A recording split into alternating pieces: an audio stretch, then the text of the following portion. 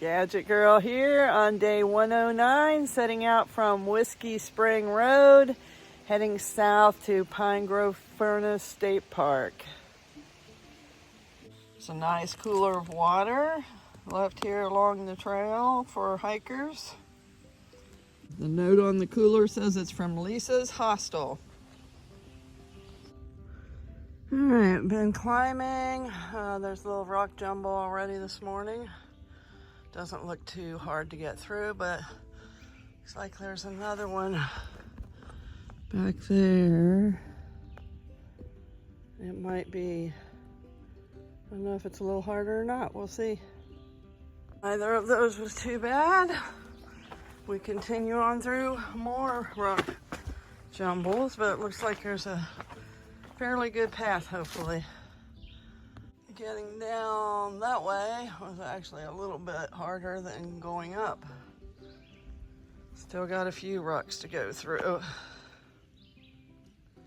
All right, we just came down off that big rock this way. Now the trail is going to follow it and go right up beside of it through that little path. Fun times. Once again, a harder part was getting from up there down to there. That was not a fun scramble. Okay, hopefully I have made it through that jumble. Someone's sick idea of fun, I guess. Appalachian Trail is a hiking trail, I thought. Not a rock climbing trail, but there are parts that are pretty much rock climbing. So, and I'm not very good at that, but made it through it. And hopefully the trail's going to continue on a little bit more smoothly. Well, it's a good thing that stick's holding that rock up, I guess. They're not done tormenting us yet. Now it's down through that little crack with back on my back. I am crossing Mountain Road here, 1.3 miles into today's hike. It's been a little over an hour. The rock tumbles really slowed me down, so it's probably going to be a longer day. We'll see if I can pick up some speed in the next few hours.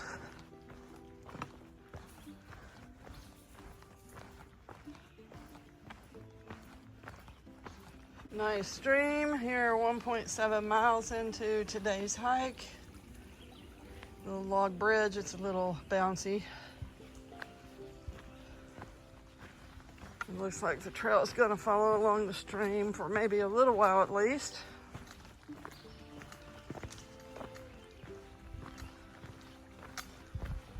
Got an early start today, so that hopefully we can beat some of the heat. That heat dome still continues to linger, and it's making hiking very difficult in the late afternoons, or the early afternoons for that matter, or almost any time of day except for the early mornings and late evenings. Nice campsite here about 2 miles from Whiskey Spring Gap Road. I've come out here on Sheet Iron Road. Trail goes across that way. And up steps. Yay! Getting ready to cross Pennsylvania Route 94 here. I am coming up to Green Mountain Road. Gotta cross that. Trail goes this way.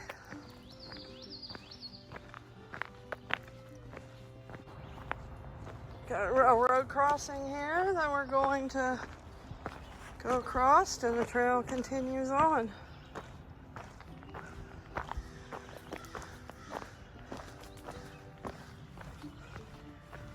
I've made it to Pine Grove Road, crossing that here. trail's going on this way.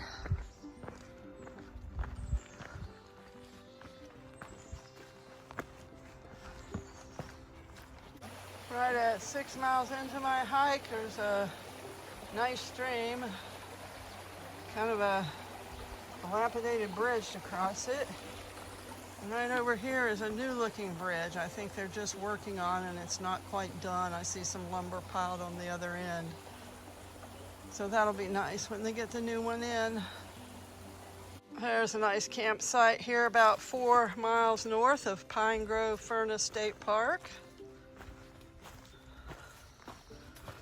The day is definitely heated up. I'm taking it slow and easy. Trying not to overheat. Thankfully, most of the trail is shaded today. Looks like another campsite up here to the left, just beyond that first one.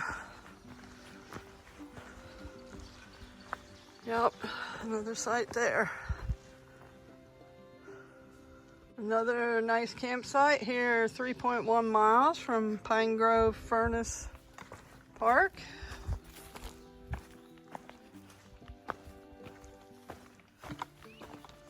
Trail's been reasonably decent today. A few rocks, but nothing to complain about too much after that first jumble of a mess.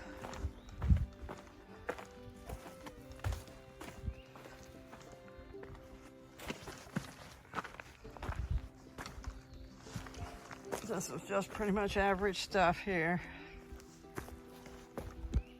I've reached the side trail to Pole Steeple, which is apparently a rocky outcropping with a view, but it's a 1/4 mile and it's too hot. So I'm just going to continue on down to Pine Grove Forest State Park. A couple of miles away from the state park, the trail's turned into a pretty good path. All right, I'm coming into the state park. Got a little more hiking to do to get to the finish point, but I'm in the park.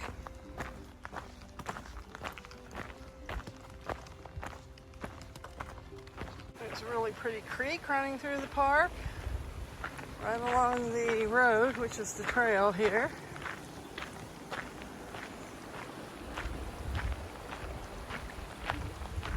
There's the lake and the beach. Looks like a lot of people in the water today enjoying.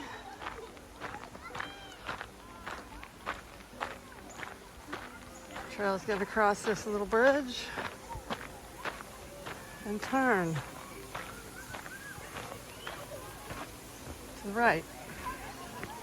All right, I have finished the section I needed to finish for today. I'm gonna walk over and check out this furnace. There's a plaque here that shows the inner workings of the furnace. Pretty interesting. Here's a little close-up of the inside of the furnace. Here's the back side of the furnace where they tell you not to go.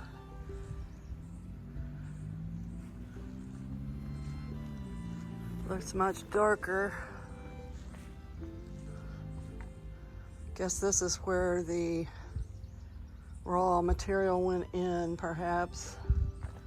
They've probably cleaned this up for show purposes.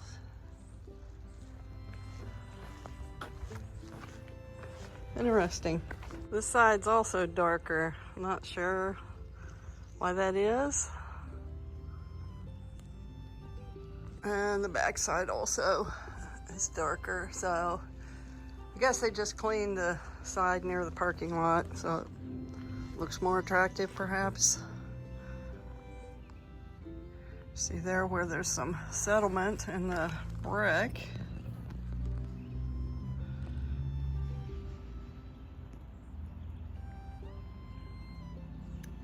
Super interesting.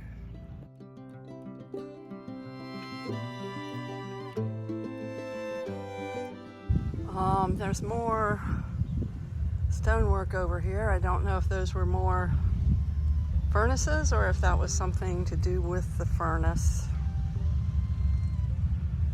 Here at the AT Museum, I was just in the first floor. It's mostly stuff for sale and a few modern plaques about hiking different trails. It sounds like the second floor or the second level down is the more interesting area, which is more the history of the AT. So I'm going to check it out. All right, this is pretty interesting. Talks about Ben Mackay and his October 1921 article laying out the vision for the Appalachian Trail, which was a wilderness belt with shelters along its course, community camps providing solitary activities for families, centers for nature study, and food and farm camps in the valleys offering employment, all to be connected by his Appalachian footpath. It contained a strong defense for his Appalachian project as providing a solution to the whole problem of living and a respite from the grounding down process of our modern life. Interesting.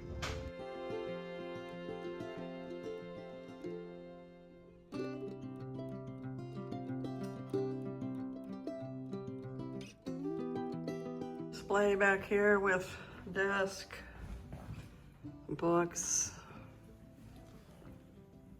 an old pack, bedroll it looks like. Here we have some information on Earl Schaefer, who was the first thru hiker.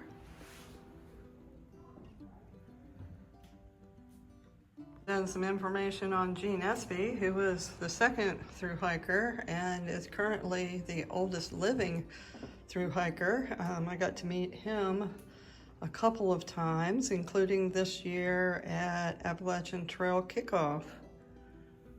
Some information on Grandma Gatewood, one of her famous Keds sneakers that she hiked in.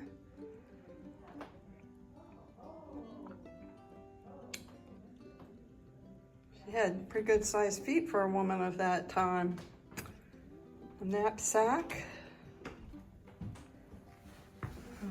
Interesting guide to the Appalachian Trail in New England.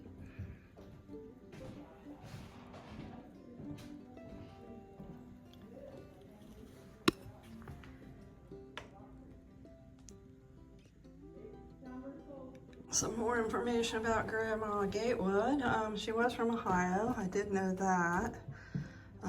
It says she became the first person to complete the Appalachian Trail more than once. She had done it 3 times by 1964. And she was actually the first solo woman thru hiker. I believe another woman had completed the trail, but did it with her husband, I believe. Information on Ed Garvey. He was the superintendent of trails for the Potomac Appalachian Trail Club and kind of was the father of the first data book. When he thru hiked, he then compiled a book of information about the trail, what was along the way, and tips on hiking, much like today's data books. This is pretty interesting. 2,000 milers by the decades. In the 1930s, there were 5. 1940s, there were 3. 1950s, 14. 1960s, 37. 1970s, 764.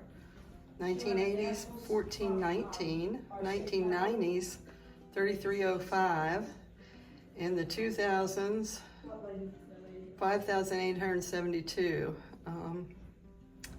And even more today.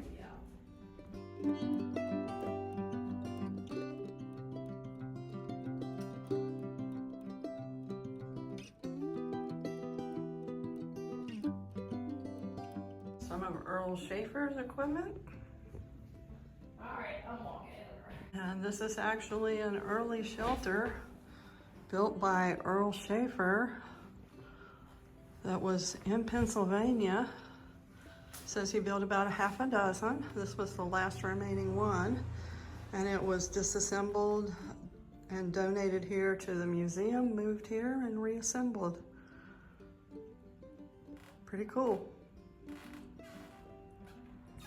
Certainly primitive by today's shelter standards. A little weathered here and there too.